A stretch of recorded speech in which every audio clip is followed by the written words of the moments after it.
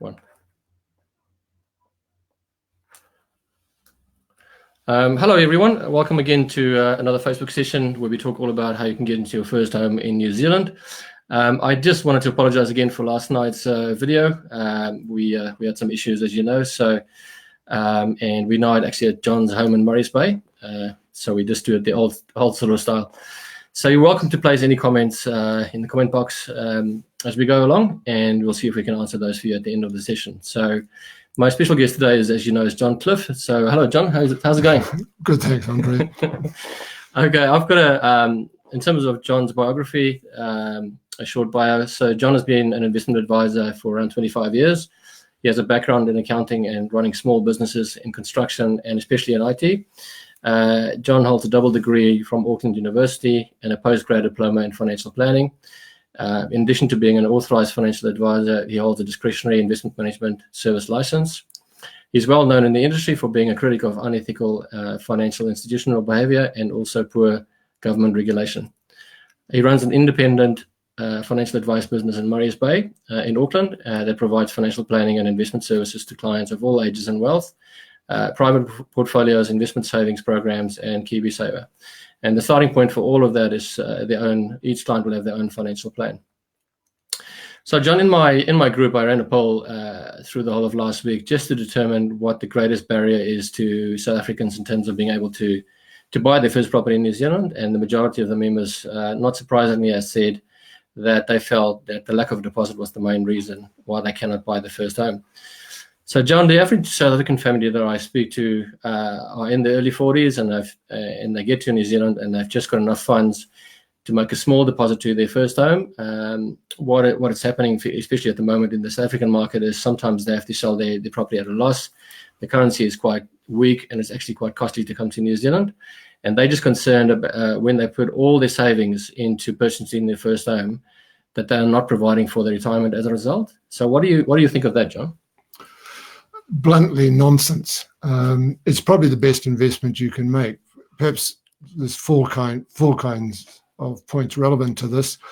One of them is that it gives a level of financial and emotional security that nothing else can offer.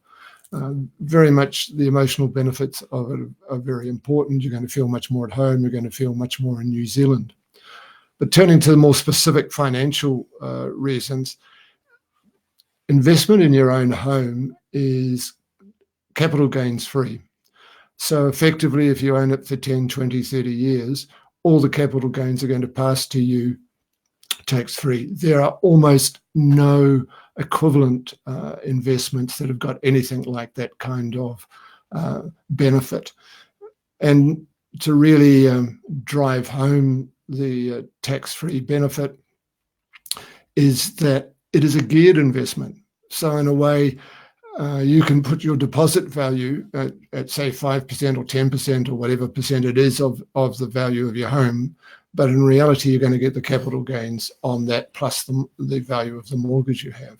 So it's a low-risk investment, highly geared at very low investment cost. While it may be a 5 or 10-year goal to get a deposit and to be able to do it, it should be absolutely the top priority of any South African in New Zealand that hasn't got a home. It should be the number one goal. All right. So just in general, John, in South Africa, obviously I've lived there for a long time as well, but there's very little support for when you get to retirement age. There's not payments from the governments to people that are on retirement age. So can you explain to the members of our group what superannuation is and how does it form part of your retirement planning that you do for your clients? New Zealand Super is designed to provide a low level of, provide some level of income for every New Zealander that's over age 65. The age limit of 65 may be increased to 66 or 67 in the future, but effectively it cuts in at 67. It's not a huge payment. A single person living alone would get around 22,000. A couple living together in a house would get combined around 33,000 gross, those figures are.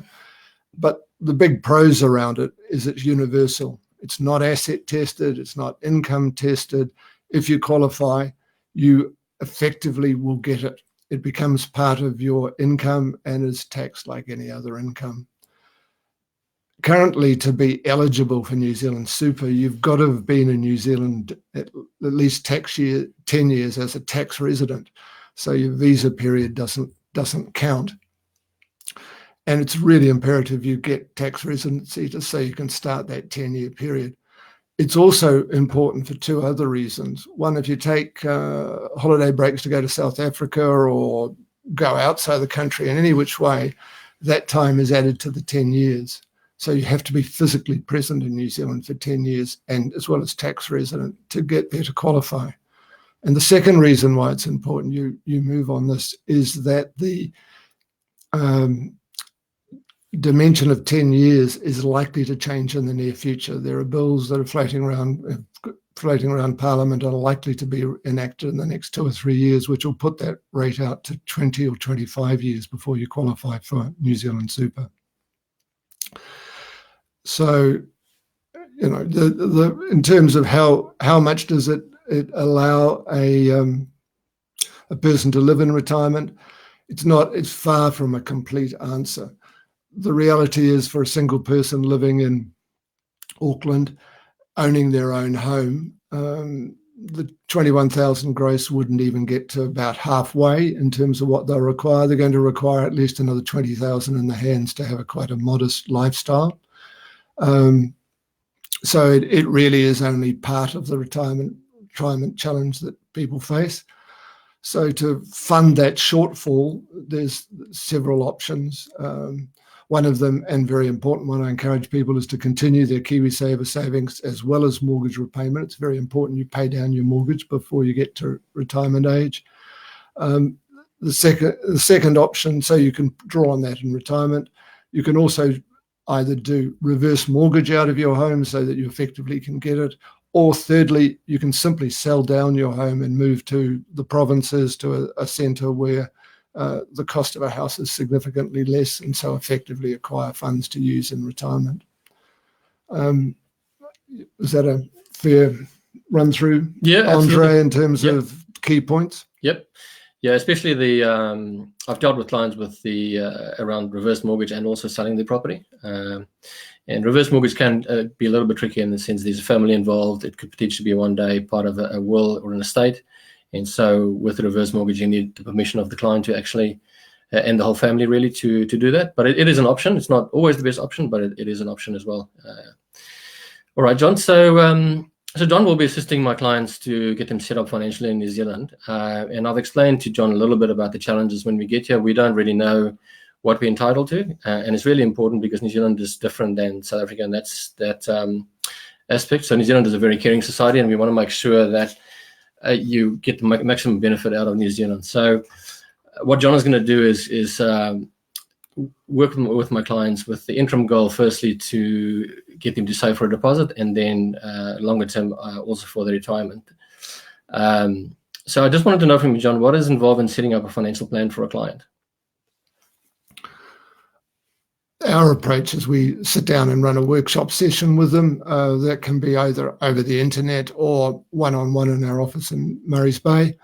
Typically takes about an hour and a half, and we want attendees to come prepared with their ID, with all their financial information, and to be really starting to think about really what do they want to achieve in terms of goals and the priorities.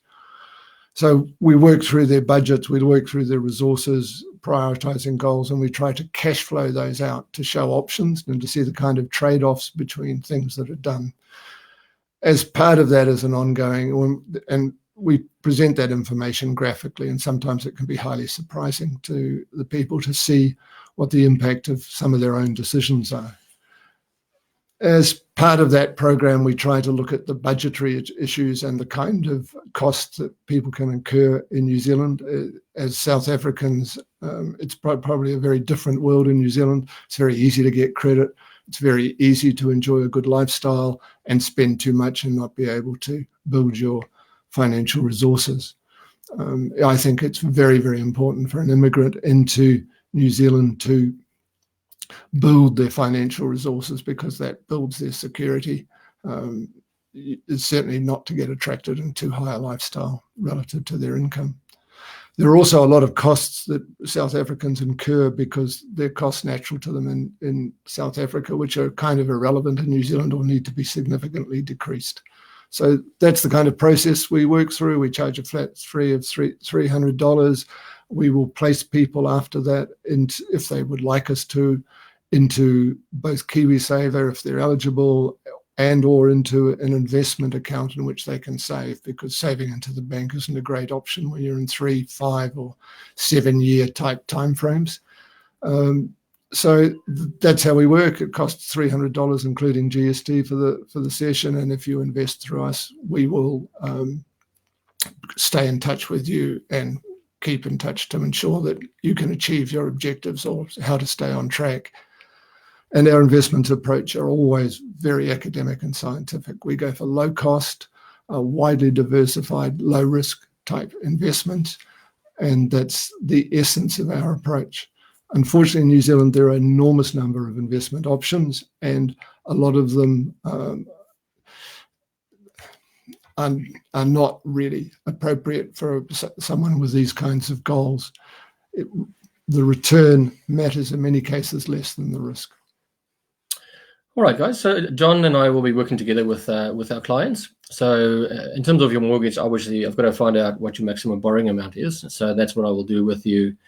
And then what I will do then is go back to John with the deposit amount that's required in order to purchase the home. And then John will work out a financial plan for you based on that amount. So it'll be an actual amount initially just to get a deposit.